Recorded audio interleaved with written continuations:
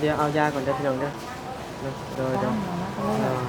ระยานหมู่หมิ่นโมเวียงอะนะโดยบัดนี้มันก็สิได้มาบ้านหั่นแล้ว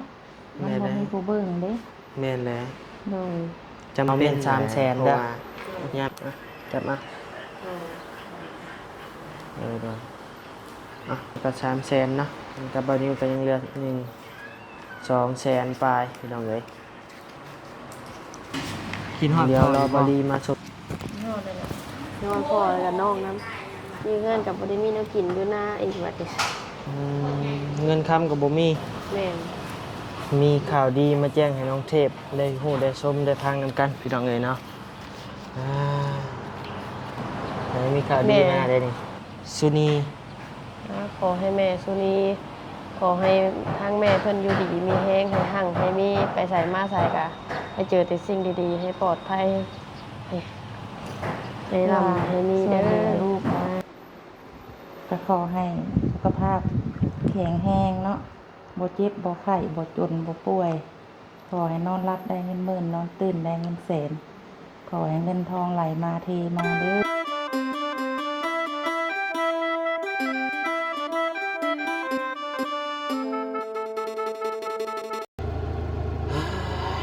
พี่น้องเอ้ยเนาะเปิดคลิปเปิดภาพมาก็อยู่โรงหมออีกแล้วพี่น้องเอ้ยเนาะอยู่ทางโรงหมอเด้อพี่น้องเด้อเนาะมาเยี่ยมมายามแม่น้องเทพก่อนพี่น้องเอ้ยรอบเช้าๆนะพี่น้องเนาะรอบเช้าพี่น้องเอ้ยมานิวกาจะได้มานะพี่น้องเนาะทางน้องเทพโทรถามมือเว้นนี่กะมื้อเช้านี้ก็ว่าไข้แน่แล้วว่าซั่นเนาะถือว่าเช้าเมื่อยน้อยนึงว่าซั่นเนาะพอดีเพิ่นโทรมาอีกฮอดเป็นเพลนพี่น้องเอ้ยฮอดประมาณ10 โมงพี่น้องเอ้ยว่าเพิ่นให้ไปซื้อยุกซื้อยาว่าซั่นเงินบ่พอเนาะบัดนี้ก็เลยว่าจวดจ้านมาน้อยนึงพี่น้องเอ้ย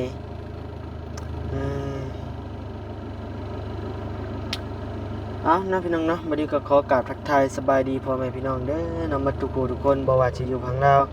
ฝั่งไทยแล้วก็ต่างประเทศเด้อพี่น้องเด้อเนาะทางบ่นิวก็ตื่นสวยน้อยนึงพี่น้องเอ้ยเพราะว่าเมื่อคืนนี่โอ้ดึกแฮงเมื่อแต่นี้ปึ๊บก็11 โมงเกือบ12 โมงพี่น้องเอ้ยเมื่อฮอดอาบน้ำเพื่อสิได้นอนก็ตี 1ก็เลยว่าตื่นสวยแน่พี่น้องเอ้ยเนาะก็บ่เป็นหยังดอกเนาะเพราะว่าบ่นิวก็โทรถามอยู่ตื่นมื้อเช้ามาบ่นิวก็โทรถามอยู่ว่าบ่ได้เป็นหยังบ่ว่าซั่นนั่นนี่โทรยามมึงอยู่พี่น้องเอ้ยเอาไปพุ่นแหละพี่น้องเอ้ยเนาะเข้าไปถามข่าวอยู่ในพุ่นเลยเนาะวันนี้หาเดินทางมาฮอดยังบ่ได้กินข้าวกินน้ำซับพร้าวว่าจักซื้อยุกซื้อยาเงินบ่พอว่าซั่นเนาะก็เลยว่ายังบ่กินข้าวกินน้ำซับบ่นิวก็ได้ไปพี่น้องเอ้ยเดินทางมาผู้เดียวคือเก่าพี่เดิมพี่น้องเอ้ยนิวก็ได้เนาะจะอยู่บนใดอยู่บนเก่าอยู่บ่เนาะ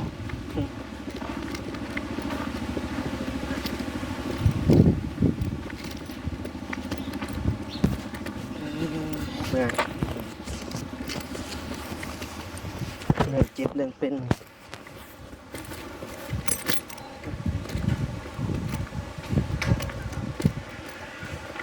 นี่แหละห้อง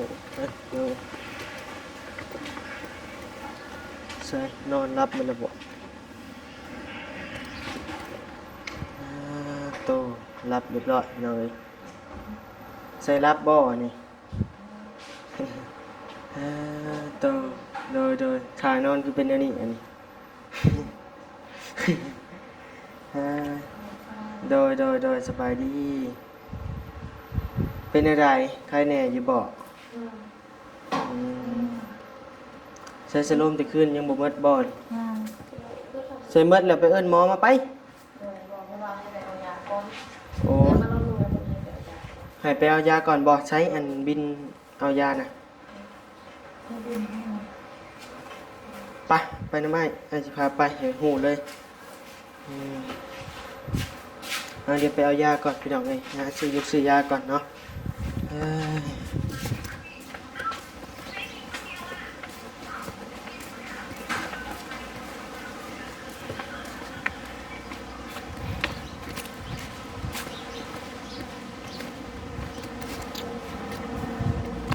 ใจนอนรับม่วนอยู่บ่คืนนี้ฮะ รับมวนอยู่ ไปนี่แหละหมอบ้านเฮาพี่น้อง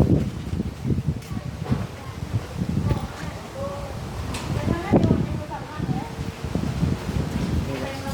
เอาเดี๋ยวเอายาก่อนเด้อพี่น้องเด้อเนาะโดย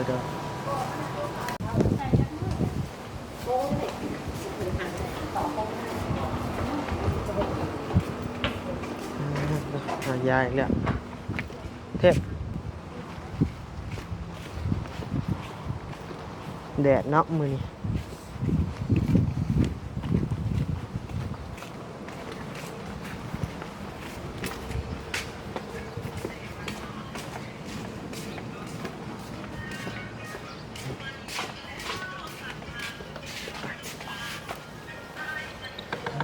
เอิ้นหมอเลยไป โดย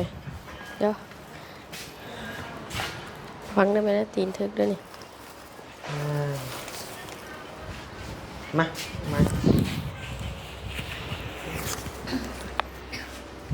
เป็นได้ แน่แล้วอ่ะยังเวียนหัวอยู่ ยังวินหัวอยู่ เออ ดึกน้ำเกลือเข้าไปอีกกวดหนึ่งจักว่าดีพี่จัก กระโตกกระไข้แน่แล้วนะ บ่ปวดบ่ บ่เจ็บนะ เอ ไข้ อ แน่แล้ว โดยมันเจ้าก็บ่พากันมาอยู่เฮือนซั่นน่ะยุ่งหลายโพดอยู่นะ มันยากหน่องถ่ายเพิ่น อืม เลยบ่อยากมา ได้นะเงินมองมาแล้วหน่อยอยู่บ้านค่ะเพื่อนใกล้เพื่อนเคียงเพิ่นก็มาเบิ่งแบบนี้นะบัดนี้ค่ะบ้านขันหอมบัดในดินนะมันหอมบัดนี้ผัวก็บัดไปบ่ได้ก็ขออนุญาตนำคันว่าเพิ่นแบบเพิ่นบิดท้องท้ายเพิ่นยาวมันแม่มันเหี้ยรถนะแล้วบัดนี้มันก็มันหอมแล้วเล่นอยู่บ้านแล้วนะก็เลยก็ย่านหมู่หมิ่นหมู่เวียงอะนะบัดนี้มันก็สิได้มาบ้านหั่นแล้วมันบ่มีผู้เบิ่งเด้ แม่นแล้ว โดย จำเป็นแหละเพราะว่ายามเป็ดยามเจ็บยามเป็นมันก็มีคนบ้านไกลเคียงมาแล่นมาหา แม่อยู่หน้ากับไผสิไปเบิ่ง แม่น มันก็สิได้มาหั่นล่ะ แม่น เบิ่งแล้วมันบ่มีผู้เบิ่งเลยล่ะในลูกก็ไปโรงเรียนกันค่ำๆค่ะแบบเพื่อย่างไปมันก็ค่ำแล้วนี่มันอยู่บ้านก็ใช้แน่ลูกบัดเบิ่งอยู่โรงเรียนก็ขนาดสิได้เข้ามาหั่นล่ะ น้อย มันบ่มีผู้เบิ่ง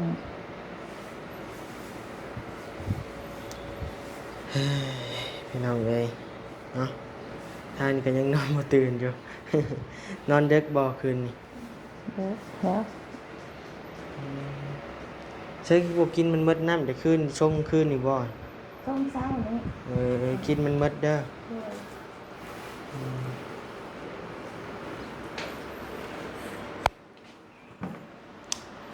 ยาตัวนี้มันกินเม็ดก้อนนอนเด้อ น้อย กินมื้อละเม็ด กลางคืนเนาะ แม่น โดยขอบใจหลายๆ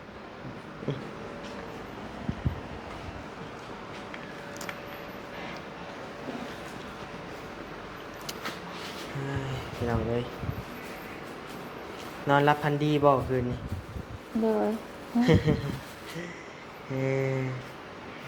ใช้พากันกินข้าวกินน้ำหรือบ่บ่ว่าใช้เข้ามาบ่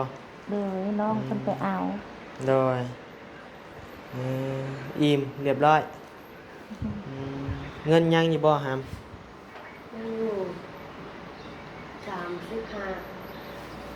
เจ้าจ่ายค่ายังเนี่ย ค่ายาเลยค่ายาอีกปีประมาณ65แล้วก็อีกเปิดแล้วแหละค่า 45กับ65เนี่ย แม่น บนหนึ่งนะ65บนหนึ่งนะ45 โดย ค่าเข็มบ่ค่าหยัง ค่าเก็บ ค่าเข็มนั่นนี่เพิ่นต้องได้จ่ายนั่นนี่อยู่แล้วเนาะ เพราะว่าเพิ่นเอาเอาเลือดไปอีกเนาะ แล้วเลือดไปกวดอีกบ่ โดย อืม เอาเลือดไปอีก โดย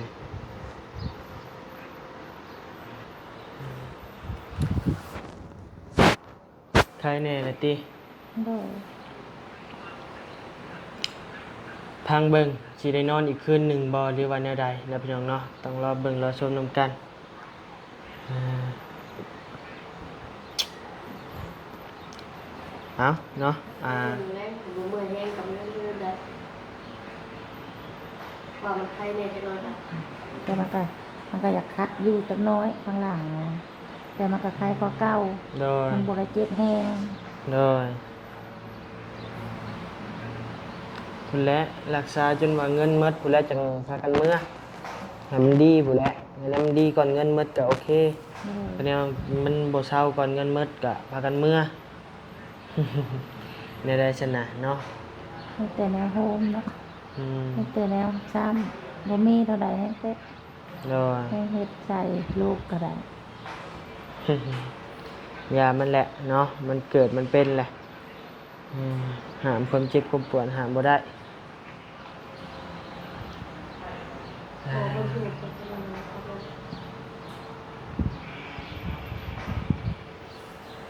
มีแต่สู้ๆแหละสู้กับมันเกิดแหละบ่ได้หนาวบ่คืน บ่หนาวก็ได้ อืม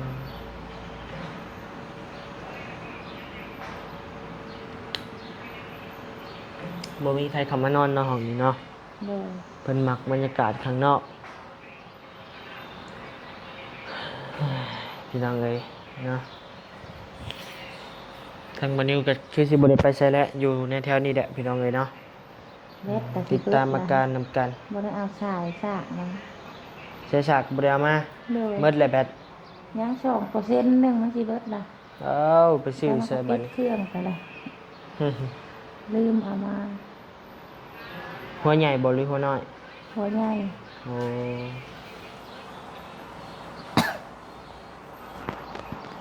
แล้วไปแล้วย่างไปเอาอยู่รถนั่นก็ได้เอามาสากก่อนก็ได้อืมลองเลยมันนิ้วพร้าวยันว่าบ่ได้ยาก็เลยว่าจวดมาเลยยังบ่ได้กินฮอดข้าวซับ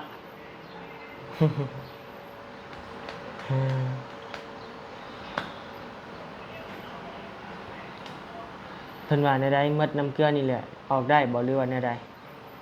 จักเพิ่นยังบ่ได้ว่าแนวใด ยังบ่ว่าในใดบ่ เออ อยู่ไปผู้แดะ กินนี่ก็จ่ายหมดเท่าใด261,000เนาะ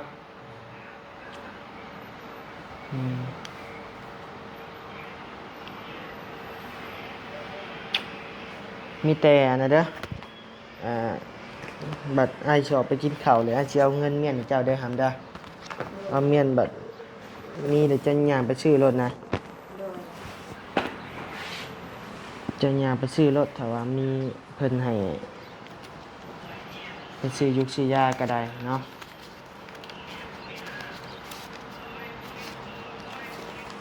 เอาเมียน300,000เด้อจับมาเดี๋ยวอย่างให้น้องเทพเอาเงินเมียนก็300,000เนาะกับบานิวก็ยังเหลือ200,000ปลายพี่น้องเอ้ย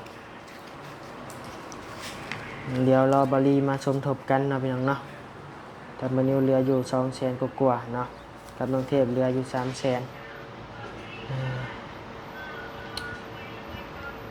เอาสั่นเลยเนาะ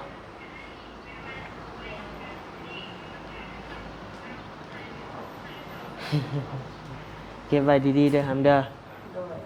อย่ามันเสียได้น้องสายฟ้าก็โจะไว้ก่อนเด้อพี่น้องเด้อเนาะทางมื้อนี้ก็พังเบิ่งเนาะสิได้ไปบ่น้องสายฟ้าพี่น้องเอ้ยทางนี้ว่าทางนี้บ่มีหยังรอทางอาการเบิ่งกะบัดนี้สิไปพุ่นบางเทื่อก็ได้เนาะสิไปจวดไปเลยก็พามานะพี่น้องเอ้ย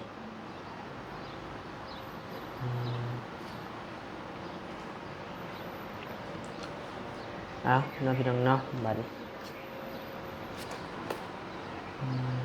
ดีไวๆเศร้าไวๆสิได้เมื่อบ้าน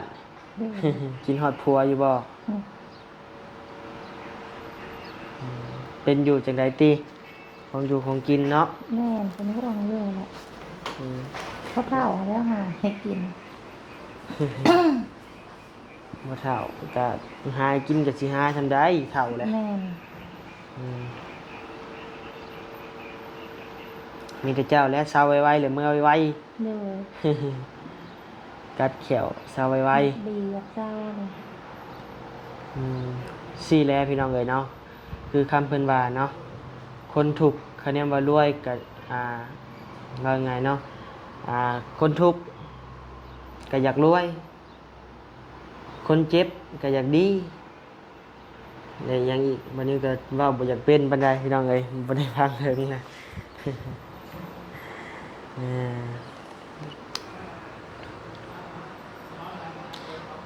สู้ๆเนาะเศร้าแล้วบ่บวมนี่ ยัง ยังบวมอยู่ แบบบางมื้อมันก็ถ้าเกิดมันแบบมันบวมแห้งกะลูกก็ละตายเนาะพี่ หมดมือเจ้านี่แม่หักเฮาก็เป็นได้ มือแบบมันบ่มีเลือดนะ แม่นๆยามหนาวแล้วเพิ่นเป็นเราโทรหาบ่ มึน นิวอยู่ แน่ละมึนแน่อาการแล้วนะ ใช่ว่าโทรศัพท์วะโอ้โทรศัพท์อยู่โหลดพุแม่นเพิ่นก็เป็นคือเจ้านี่แหละเพิ่นโทรมาบอกเฮาแม่หักเฮาอยู่ทางฝรั่งเศสพุ่นแหละ มึน ยามหนาวนี่มือเราขาวเบิด แล้วมึนแน่ ฮะ แล้วมึนอยู่วะ แม่นคือกันแต่ว่าเราน่ะเป็นเราก็เป็นโรค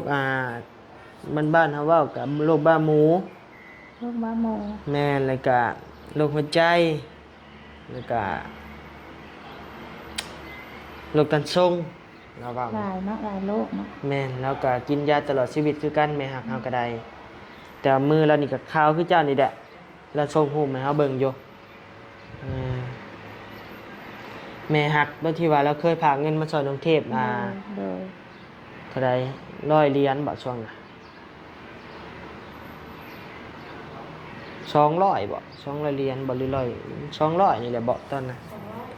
โดย200เหรียญเราเคยฝากมาสดมาซอยอยู่ โดย แม่หักอยู่ฝรั่งเศสนั่นแหละเพิ่นก็โทรมาถามข่าวจะอยู่เป็นอะไร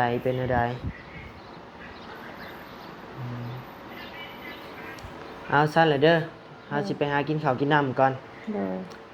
จังไดก็สู้ๆชาวไวๆดีไวๆเนาะทางพ่อแม่ FC เพิ่นก็เป็นห่วงอยู่เป็นห่วงจิตใจน้องเทพนำพี่น้องเอ้ยย่านเพิ่นทีแรกคิดหลายเนาะบ่ต้องคิดหลายดอกจังน้อยก็เศร้าเนาะน้องเทพเอ้ย โดย แป๊บเดียวก็เศร้าดอกสู้ๆ เอาเนาะพ่อแม่พี่น้องมาทุกผู้ทุกคนที่เข้ามาหัดชมคลิปบอดี้โดยตลอดมาขอให้พ่อแม่พี่น้องอยู่ดีไม่แห้งเด้อหนมมือขึ้นครับขอให้พ่อแม่พี่น้องอยู่ดีไม่แห้งความเจ็บบ่อยได้ความไข้บ่อยมีปรารถนาสิ่งใดขอให้ได้สิ่งนั้นสมความมุ่งมั่นปรารถนาอย่าเจ็บอย่าจนลำรวยๆเด้อเนาะให้ถ้ามีวิกฤตอีหยังก็ขอให้ผ่านพ้นไปด้วยดีเด้อพ่อแม่พี่น้องมาทุกผู้ทุกคนโดยสบายดีโดยสบายไว้เจ้าก็ได้ อะไรนี้ เลยพี่น้องเอ้ยมานั่งกินข้าวกินน้ำเนาะ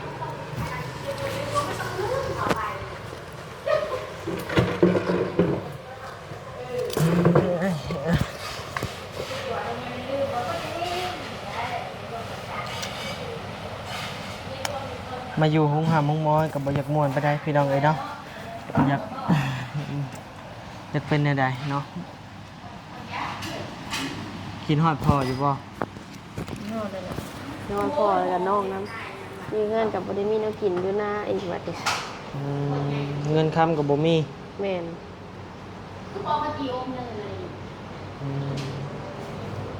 ใหญ่ไว้หาเงินเก่ง แต่ใหญ่ไวๆอยู่ ๆจักปีแล้วก็เจ้า 13ถึง 13 แล้ว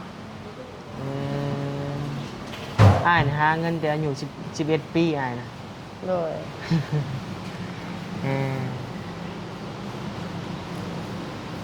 ตอนนี้ว่ามีเงินให้น้องเทพคือแบบบัดนี้เห็นในคลิปเนาะคนอยู่ไทยบ้านแข้งสวรรณเขตนั่นนี่แหละพี่น้องเอ๋ยในเมืองอันอย่างน้ออายุ13 ปีเลยไปขายพุ่มพวงพี่น้องเอ๋ยตลาดน้อยเขาถ่ายคลิปมาแตกปุ้งๆพี่น้องเอ๋ย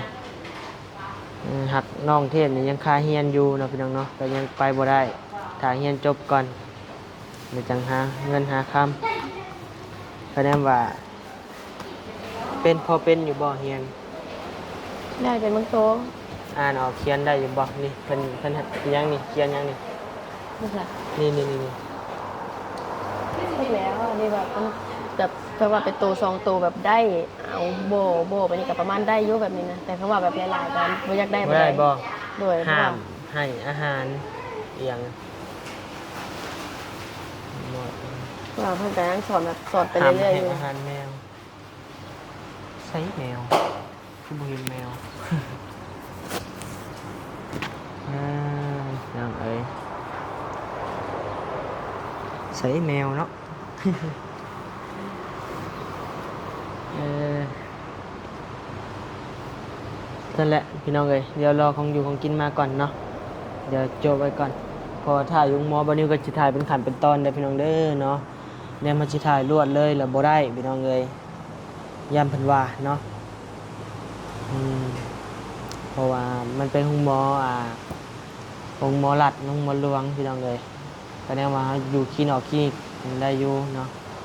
อันนี้เป็นห้องหมอใหญ่พี่น้องเอ้ยถ้าว่าถ่ายติดหมอเพิ่นก็นั่นนี่ก็ยากแน่พี่น้องเอ้ยเนาะกับกด YouTube เฮามันก็แรงแน่เนาะพี่น้องเอ้ยรอของอยู่ของกินมาก่อนเนาะเด้อพี่น้องเอ้ยนั่งรอข้าวรอน้ำเนาะใส่เบิ่งกล้อง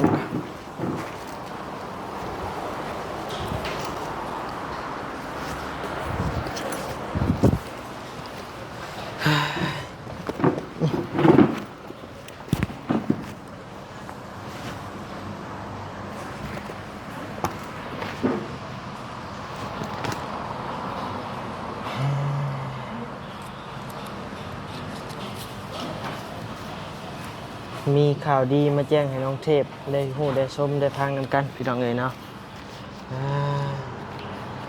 ไหนมีข่าวดีมาได้นี่1 2 3 4 5 6 7 8 9 10ล้าน30พันเนาะพี่น้องเนาะเป็นจำนวนเงินอยู่ 1,500 บาทนี่แหละพี่น้องเอ้ยเนาะมีทั้งแม่ท่านหนึ่งเนาะเพิ่นอยู่ทั้งมีทั้งเมซุนีอยู่สิงคโปร์นะพี่น้องเนาะเพิ่นฝากเงินมากับบาวนิวเป็นสะพานบุญให้จำนวน 2,000 บาทนะพี่น้องเนาะแต่ว่าเพิ่นให้ค่าน้ำมูกน้ำมันบาวนิว500 บาทพี่น้องเอ้ยพอดียังเหลืออยู่ประมาณ 1,500 บาทพี่น้องเอ้ยเนาะบาวนิวก็สิมามอบแจ้งข่าวให้น้องเทพได้ฮู้ได้ชมนำกันยันแม่เพิ่นยันน้องเพิ่นบ่สบายใจเนาะเพราะว่าบัดนี้ว่าเงินหมดแล้วว่าซั่นเนาะยังเหลือเงินอยู่ 100,000 กว่าเนาะกับน้องเพิ่น300,000คือพี่น้องได้ฮู้ได้เห็นนำกันนั่นแหละเนาะเอาบัดนี้บัดนี้ก็สิมาแจ้งเลยเด้อพี่น้องเอ้ยเนาะเงินจำนวนนี้โดยน้องเทพเด้อทั้งแม่ซุนีเพิ่นอยู่ทางสิงคโปร์เด้อ โดย เพิ่นฝากมาให้อ้ายเป็นสะพานบุญให้เป็นค่ารักษาแม่เจ้าหั่นเลยเด้อ โดย เป็นจำนวนเงินอยู่1 ล้านกีบ1,30,000 กีบนะพี่น้องเนาะก็แม่เพิ่นเห็นเพิ่นก็อีต้นสงสารแหละพี่น้องเอ้ยนี่เด้อทางแม่เพิ่นโอนมาให้เนาะจำนวน 2,000 บาทพี่น้องเอ้ยให้บัดนี้ใส่น้ำมัน500 บาทเนาะ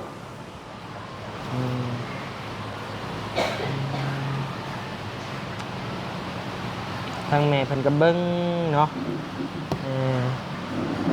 รอติดตามอาการนำกันแล้วก็ได้เบิ่งเนาะ ให้ทั้งน้องเทพจับเอาเลย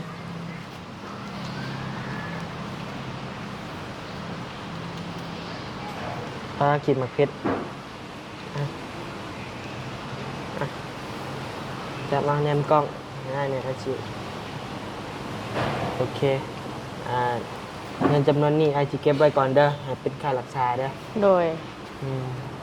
แต่ว่าน้ำบัดนิวมีงบมาเพิ่มอีกแล้วนะพี่น้องเนาะจำนวน1 ล้านกีบนะพี่น้องเนาะ อ่า ก็ถือว่าเป็นข่าวดีอันหนึงเนาะโอ้ดีแห้งแหละพี่น้องเอ้ยเพราะว่าเงิน ตายเป็นกวางเพชร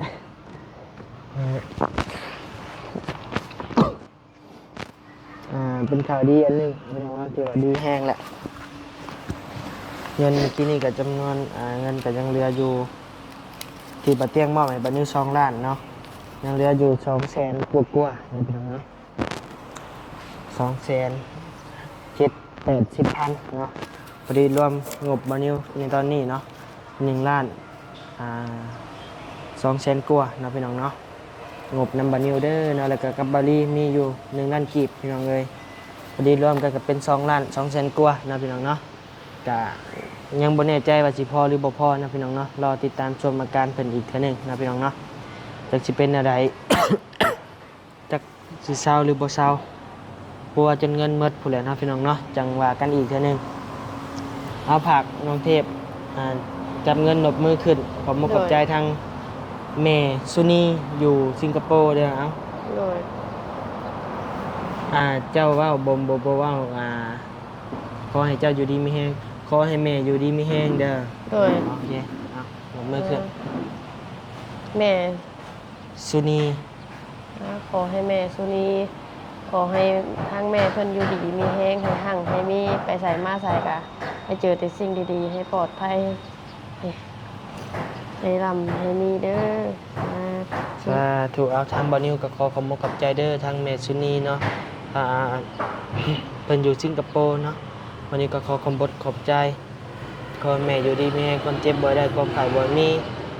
พร้อมครอบครัวเนาะพากินหมักเพชรแห้งเลยพี่น้องเอ้ยเอาเนาะ ขอให้แม่อยู่ดีมีแห้งเนาะความเจ็บบ่ได้ความไข้บ่มีสาธุบ่นิวก็ได้ปาตัว กินหมักเพชรขวเพชรพี่น้องเลย จนว่าใช่ทางเป็นคือปกติอยู่เฮาคือเป็นเฮ้ย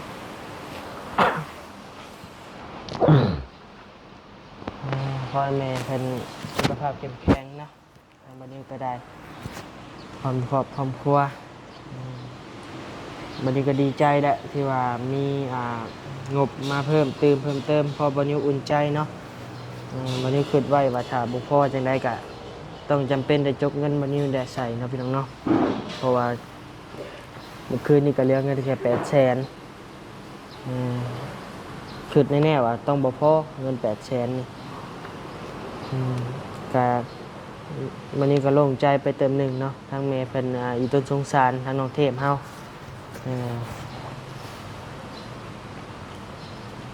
เอาเสร็จแล้วนะพี่น้องเนาะเดี๋ยวรอข่าวแล้วน้ำก่อนเพื่อคลิปนี้ก็มาแจ้งข่าวดีพร้อมๆกันเลยนะพี่น้องเนาะเดี๋ยวมาแล้วพี่น้องเลยมาแล้วก็ใช้ไอ้กล้องบ่ ผู้สาวไอ้กล้องพี่น้องเลยผมกินอีกจานหนึ่งเพิ่มข้าวในอยเด้อเอ้ย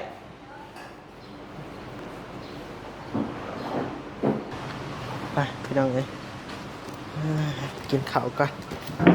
น้ำแห้งเลยบะนิวน้ำเทพเป็นกินแล้วว่าฉันเนาะมีแต่ซื้อปลาไว้แต่จังหน่อยบะนิวสิออกไปเวียกก่อน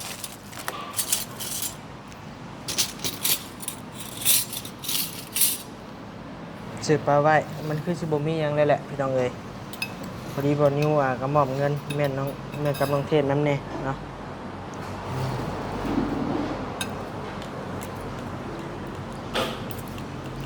ถ้าว่ามีหยังก็โทรหาไอ้เราเด้อ โดย คะแนนว่าเงินคำบ่พอ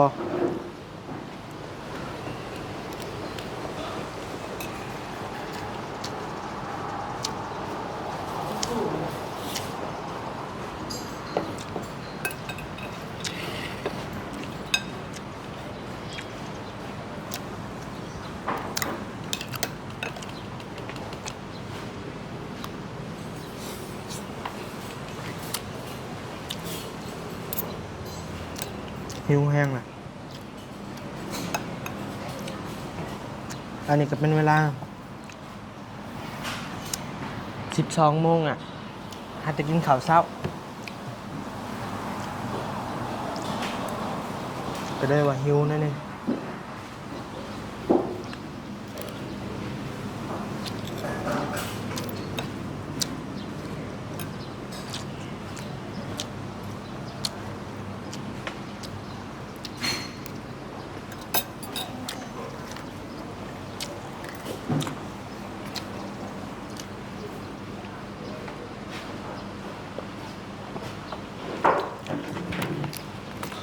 มากันสั่นเป็นยังไงล่ะ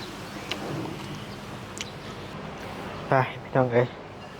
อิ่มเรียบร้อยเรือตัวนี้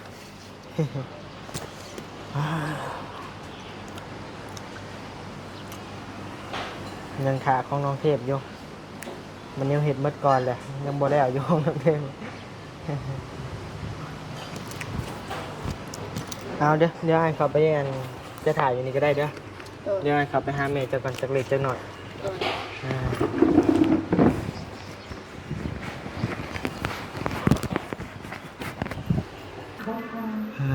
ฮะ